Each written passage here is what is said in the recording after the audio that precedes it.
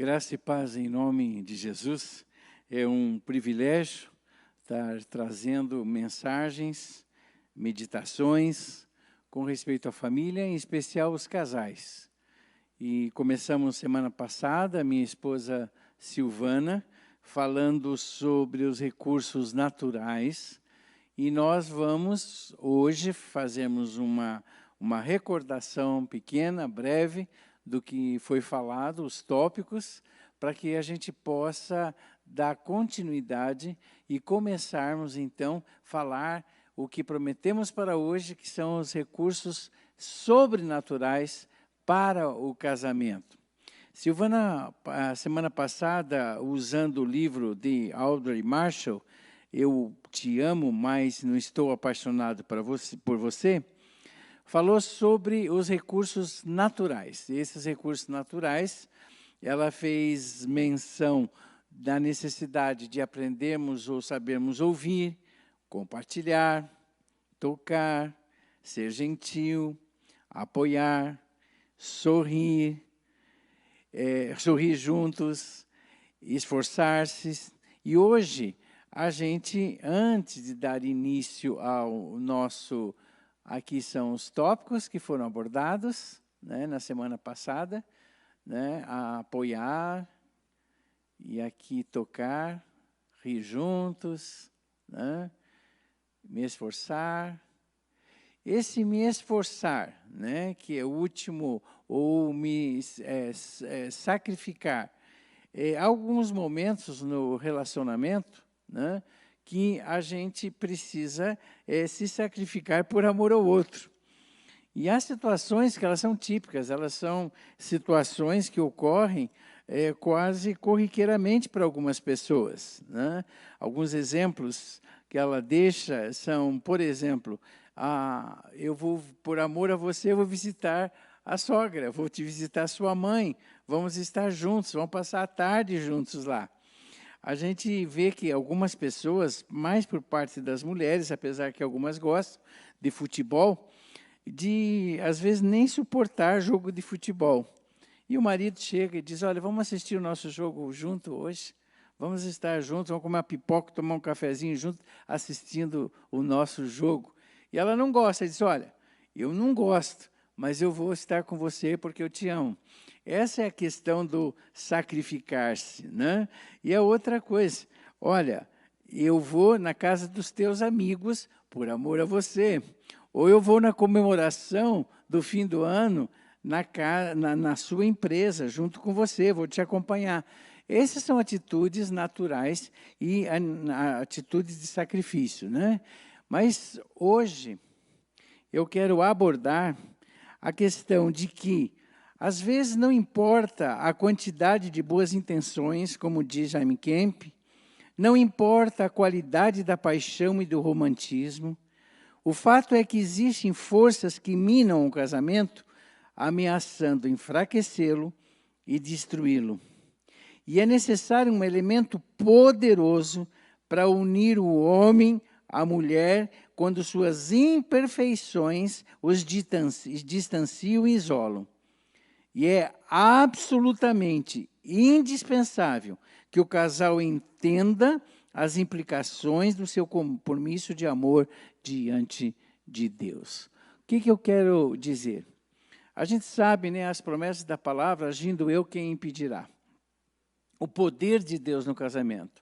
Às vezes, né, a pessoa está tentando, nesses recursos naturais, ouvir, compartilhar, tocar, ser gentil, apoiar, mas você ouve da pessoa, eu já não aguento mais, não dá certo, eu não consigo, as coisas não estão acontecendo, e a sensação que a gente tem é que é uma abertura, é uma brecha da entrada de Satanás, colocando até mesmo pensamentos, e esses pensamentos para destruir o casamento. A Bíblia diz, né, que Satanás vem para roubar, matar e destruir.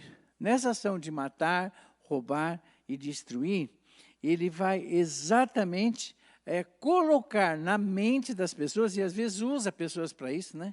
Para que realmente, olha, você ainda suporta aquele ranzinza, né? Você suporta aquela mulher rixosa, e aí as coisas externas, as pessoas ao redor, até pessoas consideradas amigas, chegam próximas para estimular a separar. E assim, muitas pessoas têm tomado atitudes impulsivas, e mesmo pessoas dentro do reino de Deus, que conhecem a palavra, conhecem o poder do Senhor, conhecem o cuidado do Senhor, conhecem o amor do Senhor. Então, o que a gente quer invocar hoje é esse poder sobrenatural de Deus para o casamento. Nós teríamos que ter uma visão geral, mas só que de forma didática, nós colocamos 4 recursos, que são recursos que você vai colocar na sua vida, na vida do casamento, para que Deus possa estar agindo. A primeira coisa, antes de falarmos desse recurso, eu gosto muito de que as pessoas, às vezes, dizem, mas essa pessoa nasceu assim, não vai mudar, esse coração é duro, esse coração é rancoroso, e as pessoas olham um para o outro e dizem, o que eu posso fazer? Não vai dar certo esse casamento. E eu gosto muito do texto da promessa profética, né? Palavra profética, Ezequiel 11:19. Eu lhes darei um só coração, um espírito novo porei dentro deles. Tirarei da sua carne o coração de pedra, lhes darei um coração de carne. O coração de pedra sendo transformado em coração de carne. Essa promessa é uma promessa de Deus. Então, a gente não adianta dizer, nasceu assim, não vai mudar, a pessoa tem um coração duro, essa pessoa é dessa forma, nunca mudou, não é hoje que vai mudar. Mas, na verdade, o poder de Deus é tão grande que aquilo que a Bíblia chama de novo nascimento é uma nova vida, é uma nova gênese. Então, o que nós precisamos? Eu me lembro de um testemunho que eu ouvi, que uma pessoa, né, lendo os 40 dias orando em família, que é um dos livros que eu escrevi, ela percebeu que realmente poderia haver uma grande esperança para que Deus pudesse mudar o coração do esposo. E o testemunho dela foi maravilhoso, que ela continuou orando os 40 dias, dobrando o seu joelho diante de Deus, e um dia contemplou um marido transformado, convertido, com um novo coração, com a pessoa de Deus na vida dele, e a mudança radical no casamento por causa desse impacto do novo nascimento em Cristo Jesus. Como eu usei a expressão, né? Uma nova gênese, nova criatura, é não só um novo começo, mas a pessoa tem o caráter transformado. Você vai ver pela palavra, pelo comportamento, pelas decisões, que houve mudanças que você jamais conseguiu durante esse tempo que você lutou com os teus esforços. Lembra que a Bíblia fala, né?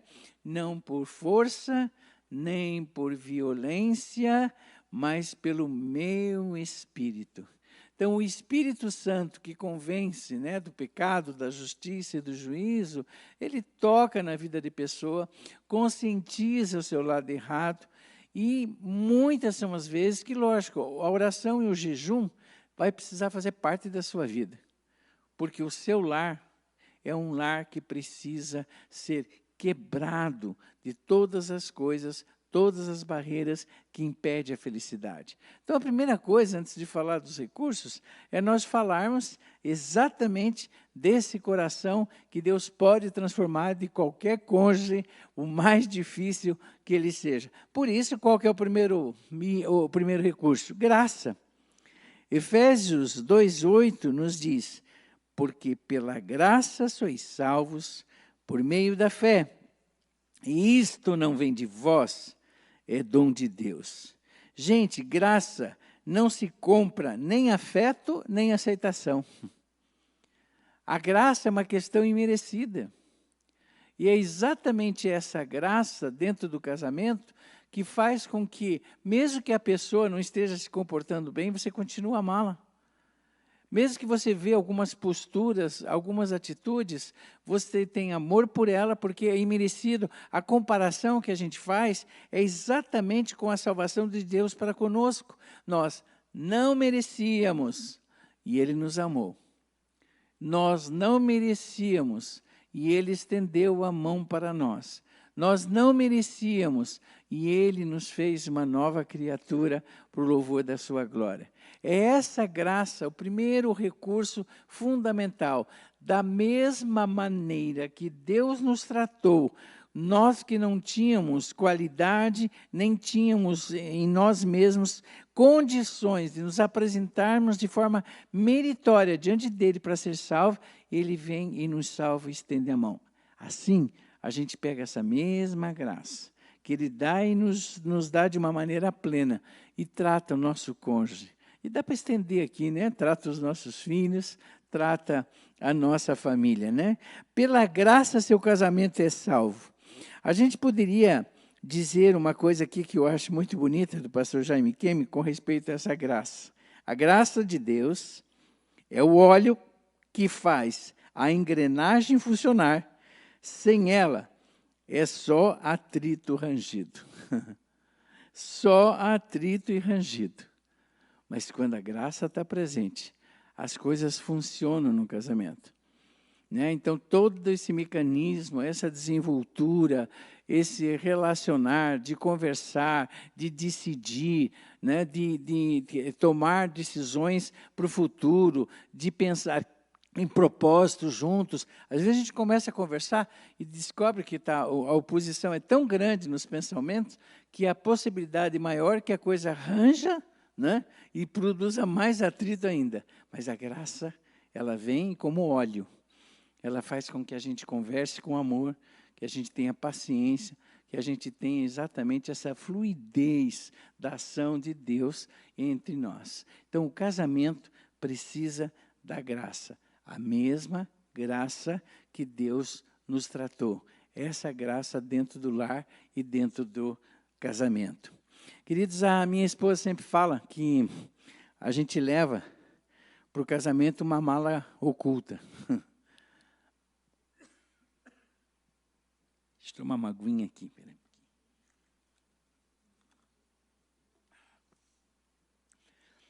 E essa mala oculta só abre quando casa.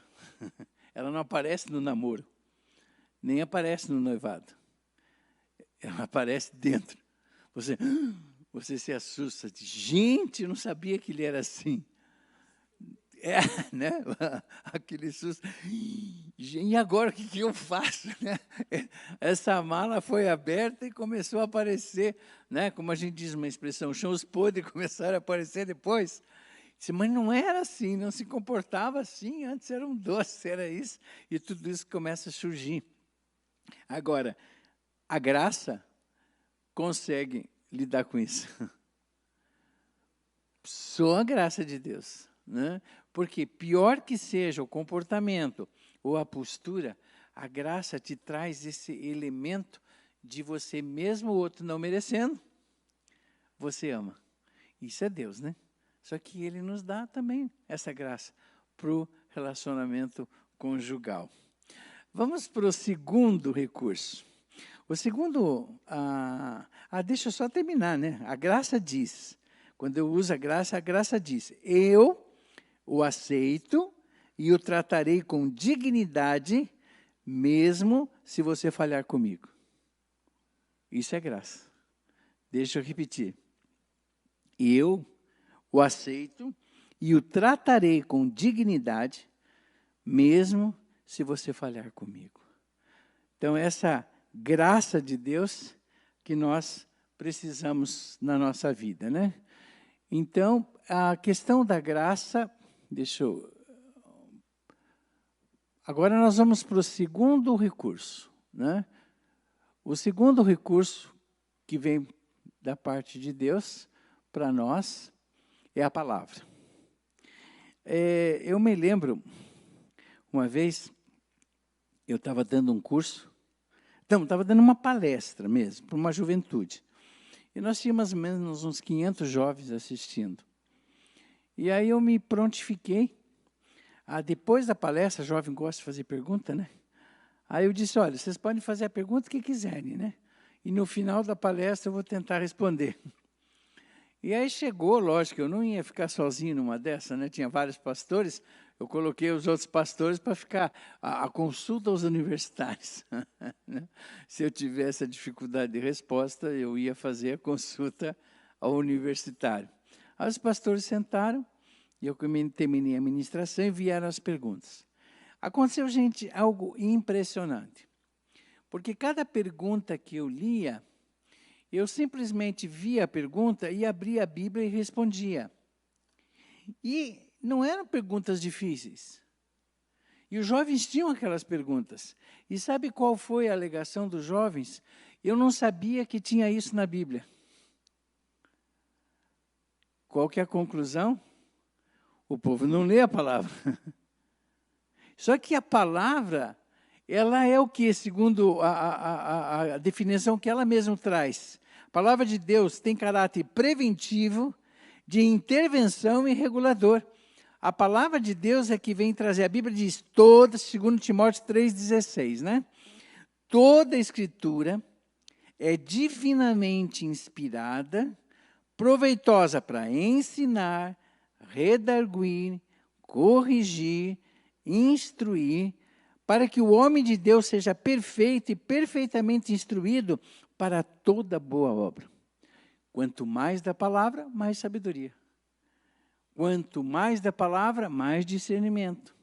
Quanto mais de palavra, mais você vai ter da parte de Deus elementos para poder decidir com respeito aos valores da vida, aquilo que é melhor para nós, aquilo que é melhor para o outro, aquilo que é melhor para o cônjuge. Agora, é interessante que, às vezes, aquele casal, a Bíblia diz, né, não ser julgo desigual. Não é questão de igreja, ser batista, presbiteriano, católico, espírita, não é essa a questão. É questão do mesmo temor, o mesmo Senhor. E quando você não casa com uma pessoa que ama o Senhor como você, o que acontece? Você vai dizer, vamos ler na palavra qual a orientação de Deus. Mas para que palavra? Por que botar Deus nisso? Mas quando ambos amam o Senhor e temem o Senhor, vamos procurar na meditação da palavra os recursos e a orientação de Deus. E aí não tem idade, não tem idade. A Bíblia dá sabedoria à pessoa. Lembro outra oportunidade, né? Eu era estudante ainda, era jovem, né? Jovem estudante, e eu saí da faculdade e fui para um restaurante árabe. Como bom árabe, né? Deixa eu comer minha comidinha árabe, né? Então, né? E eu cheguei no restaurante, estava sentado à mesa, né? Sozinho ali, comendo. E, de repente, eu percebi que os árabes, dono do restaurante, estavam discutindo, eram sócios entre si. Eles discutiam, eu fiquei no meu lugarzinho, porque o árabe é o seguinte, né? Às vezes você pensa que eles estão discutindo, mas eles estão conversando, porque eles falam alto. A nossa raça é assim, né? O italiano é mais com a mão, o árabe parece que está gritando um com o outro, mas eles estão só conversando, mais nada. Mas, de repente, os dois levantaram e vieram em direção à minha mesa. Falei, Jesus, o que vai acontecer? Aí eles chegaram, sentaram, né? E disseram, queremos conversar contigo. Nós estamos aqui com impasse, nós dois como sócios estamos com impasse e a gente não está chegando a um acordo. Falei, os dois bem mais velhos que eu. Né? E aí, para encurtar a história, eles contaram a situação deles e eu comecei a dar princípios. Princípios. Em cima do que eles estavam passando, posturas a serem tomadas. Aí eles disseram, da onde vem tanta sabedoria? Eu disse, da palavra de Deus. A palavra que eu conheço, que traz discernimento, traz luz. Tanto é que o primeiro versículo que eu aprendi como criança, acho que eu tinha 7 anos ou 8, é lâmpada para os meus pés é a tua palavra e luz para os meus caminhos. Esse foi o primeiro versículo. Então, a luz que eles precisavam não veio de mim. É a palavra que eu conhecia. Porque é essa palavra do céu que traz essa luz. E quantas vezes, gente, que gostoso se o casal para, vamos orar, vamos ler a palavra, Deus vai nos trazer direção, e aí vem o quê? Valores a serem, fazer parte da decisão. Princípios para saber como falar. Vamos falar a verdade, porque a Bíblia diz que é para falar a verdade, né? Vamos esperar em Deus, porque a Bíblia diz esperar nele, porque Jeová Jiré, Deus proverá. Deus fala que realmente o Senhor cura, Jeová Rafá. Então vamos crer nesse Deus que cura. Mas se eu não conheço a palavra, como é que eu vou conhecer esse Deus? É incrível que uma vez eu estava dando uma ministração, e essa ministração era conhecendo Deus, fazendo sua vontade. E um dos capítulos pede para que a gente pare para adorar a Deus, reconhecendo Ele nos seus atributos. E eu parei, e geralmente a gente fala, Deus é santo, Deus é perfeito, né? Deus é o Senhor dos exércitos, perdoador, Ele é longânimo, né? Ele é rico em misericórdia. Aí eu, somando ali, tinha uns 10 conceitos. Aí o livro diz assim, vai para a página tal e veja os atributos que a palavra de Deus fala de Deus Pai, Deus Filho e Deus Espírito Santo. Amados, eu levei um susto. Devia ter ali uns 50 ou 60 de cada um, no mínimo. Eu disse, mas como minha oração é pobre, eu sempre repito os mesmos atributos, e Deus tem tantos atributos como Pai, como Filho e como Espírito Santo. Mas, porque a palavra diz, se eu conhecer a palavra, eu vou conhecer. Outra experiência linda, gente, que eu quero compartilhar, até eu escrevi na minha devocional da madrugada hoje, fiz menção disso. Participei de um grande congresso com a apresentação das chamadas 4 leis espirituais. Muito antigo isso, quando foi lançado no Brasil. E aí participei do Portas Abertas com o irmão André. E quando o irmão André estava, ele convidou alguns preletores internacionais. E a gente chegou para ouvir uma senhora que era missionária americana, e eu era ainda estudante, né? Aí a gente sentado, toda aquela curiosidade, pastor de fora, estrangeiro, né? Aí a mulher que estava à frente, né, a missionária disse, olha, eu estou vindo dos Estados Unidos trazer uma palavra para vocês. A primeira coisa que eu me impressionei com ela diz assim, olha, vamos nos ajoelhar, peço que todos vocês se ajoelhem, que eu vou pedir orientação de Deus do que eu devo falar. Fiquei pensando, a mulher vem dos Estados Unidos, não prepara sermão, ainda quer que a gente ore para Deus dizer para ela, né? Aquele negócio, coisa de seminarista, né? Criticando já a mulher, né?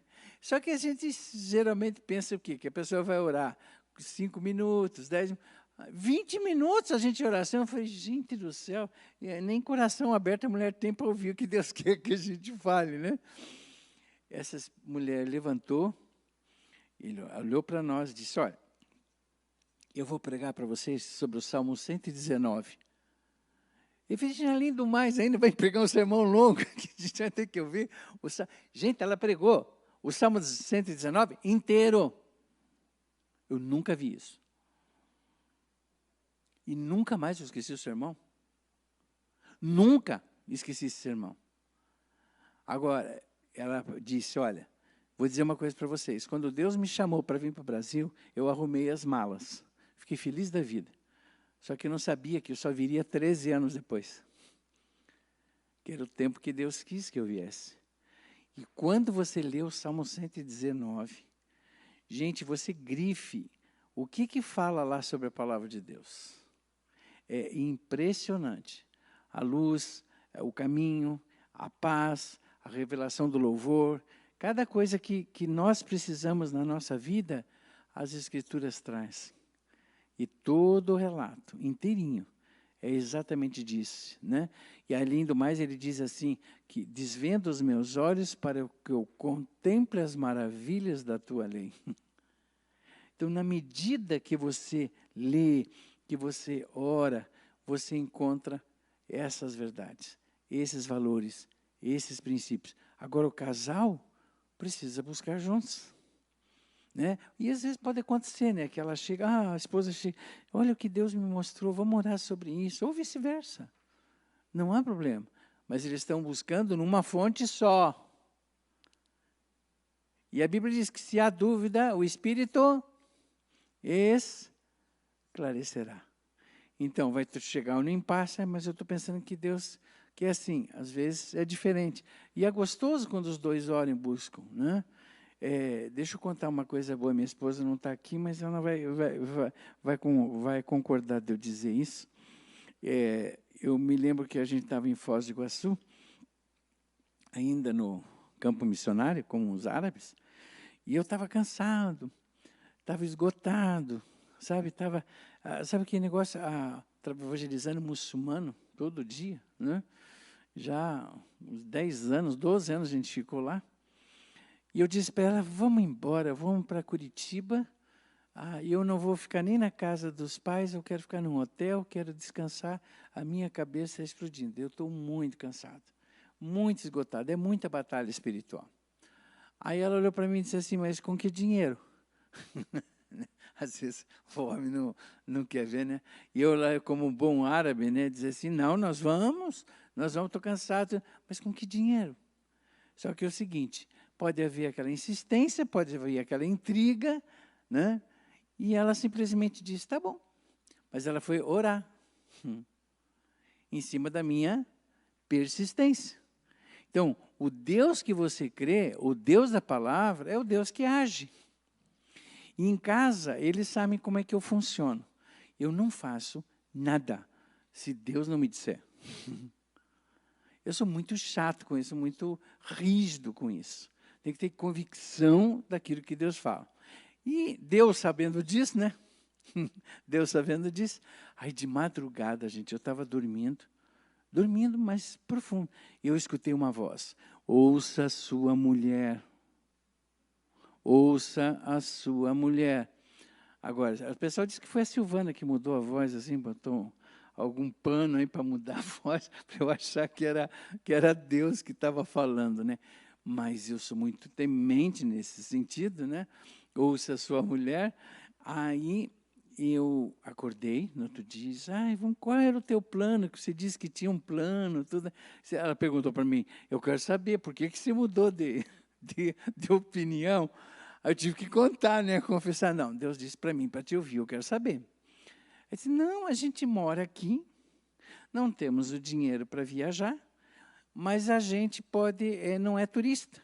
Os hotéis, as pessoas daqui cobram muito barato, a gente passa o dia, você descansa, tira celular, tira tudo, e à noite a gente volta a dormir em casa, mas passamos na piscina do hotel, descansamos com as crianças. Plano baratíssimo. E foi o que aconteceu. Agora, o que acontece? Ela sabe que ela, orando pela palavra, Deus age, Deus toca, Deus transforma. Mesmo o árabe durão assim, né? Ela muda. Só que 6 meses depois, gente, vocês conhecem minha esposa, né? 6 meses depois, a gente estava discutindo um negócio, não chegava a um consenso. Aí eu cheguei para ela e disse, não, mas você não lembra do sonho? Ela falou para mim. Eu disse, lembro, mas é para aquela vez, não tem nada a ver com o que a gente está discutindo agora. Não, você acordou antes. Porque Deus ia dizer assim, ouça a sua mulher sempre. Então, essa é a Silvana, né, que vocês conhecem. Então, ouça a sua mulher sempre. Então, na palavra, na verdade, é o temor. É o respeito, não vai discutir, você está errado. Né?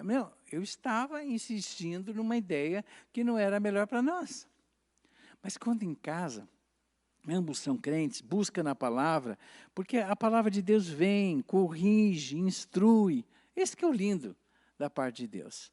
E não dá, gente, não subsiste a casa se não tiver fundamentada na rocha, e a rocha está na palavra de Deus, a revelação dessa rocha. Então, vamos renovar ou restaurar esse recurso sobrenatural. Se agarre na palavra. E os tempos que a gente está vivendo hoje, que cada um diz o que diz, e ainda diz que é verdade, por favor, nós temos, como eu fui presbiteriano e pastor presbiteriano, então a gente, a regra de fé e conduta, que a gente sempre dizia, né, é a palavra. Se tiver dúvida, ela é o denominador comum. E vamos dizer, olha, a palavra de Deus diz assim. E o outro teme a Deus? como se diz, vai pelo menos orar, né, irmão? Pelo menos. Então, vamos ao terceiro recurso. Esse terceiro recurso me faz lembrar do Paul Yong-Shu, né? Os recursos da palavra de Deus, o Espírito Santo. A Bíblia diz que o Espírito Santo nos convence do pecado, da justiça e do juízo. A primeira coisa, não é só antes para se converter que o Espírito Santo faz isso. Não. Gente, ele quebranta, né, aquelas pessoas que se acham crentes, estão firmes, né, e na verdade estão erradas. E você ora, e o Espírito Santo bota o cara no chão, com a cara no chão, arrependido. Quantas pessoas eu tenho visto que andando, né, não é altaneira, mas soberbamente, né, e a pessoa ora, o cara no chão. Vem, pede perdão, pede misericórdia, pede graça, pede reconciliação. Esse é o poder, mas é o poder do Espírito. O poder do Espírito impacta, ele quebra. Ele não só ministra, trazendo sabedoria, ele não só relembra as coisas de Deus para nós, mas ele vem nos impactar a ponto de nos quebrantar e nos levar ao altar do Senhor. É esse Espírito. Agora, no casamento, uma das coisas mais incríveis que a gente precisa hoje. Guardem esse texto que eu vou dizer, Romanos 5:5. E a esperança não traz confusão, porquanto o amor de Deus está derramado em nossos corações pelo Santo Espírito que nos foi dado. Romanos, capítulo 5, verso 5. Eu lembro de uma ilustração que eu acho que eu contei aqui, do pastor Paul Yong-Shu, que alguém ligou para ele, né? E disse, pastor, o senhor fez nosso casamento. O senhor nos abençoou. Só que a gente está se divorciando. A gente gostaria que o senhor viesse nos abençoar no divórcio. Viesse orar por nós aqui no divórcio. Dentro da cultura asiática, isso é possível, por um cerimonial de separação. Mas orar, abençoar o divórcio, que meio na nossa cabeça ocidental não entra isso, né? E ele foi. Ele chegou lá, né, e o casal, tá bom, vocês querem que eu ore para o divórcio de vocês? Então se ajoelhem. O casal se ajoelha. Espírito Santo de Deus, traz de volta amor esse casamento em nome de Jesus. Os dois quebrantados, chorando. Chorando. E esse choro de quebrantamento, ninguém mais tinha acusação um contra o outro. Por quê? Porque o amor de Deus, ele é perfeito, o nosso é imperfeito. O amor de Deus, a Bíblia diz, é paciente, bondoso, não tem inveja, não se vangloria, não se orgulha, não maltrata, não procura seus interesses, não se ira facilmente, não guarda o rancor. O amor não se alegra com a injustiça, mas se alegra com a verdade. Tudo sofre, tudo crê, tudo espera, tudo suporta. O amor de Deus é eterno. Esse é o amor de Deus. Então, é esse amor que a gente tem pedido. Não está mudando lá. Ai, peraí. Isso mesmo. Tá? Esse amor, que é o amor que se contrapõe à mágoa, à vingança, à agressão, à rebelião, à justiça com as próprias mãos. Queridos, que coisa mais linda. Eu me lembro, eu conversei esses dias com um desembargador, ele é muito crente, ele já está aposentado, e eu até pedi autorização para ele para escrever algumas coisas dele, e eu disse, olha, o que eu lembro, quando o senhor era juiz da família, hoje é desembargador, né? O senhor fazia uma coisa, e ele confirmou para mim. Então, os casais vinham para divórcio, ele pedia, antes de assinarem o divórcio, permissão para orar antes. Dá-lhe permissão aqui para orar antes por vocês. Ele orava e montes de casais se reconciliaram. Alguns, eles levavam, ele e a esposa levavam para casa, para jantar, lanchar e se reconciliar, falar do amor reconciliador de Deus. Que coisa mais linda! Então, só que nós temos alguma postura um pouco diferente, né? A pessoa vem, o casamento está ruim, minha esposa quer se divorciar. Você já tem advogado? Eu tenho tenho um advogado bom. Vamos tirar tudo dela. Essa infeliz quer abandonar você, vamos tirar tudo dela. Então, em vez de você chegar, não, vem cá, botar a mão e dizer, Senhor, em nome de Jesus, traz amor de volta, esse casamento, reconcilia esse casal.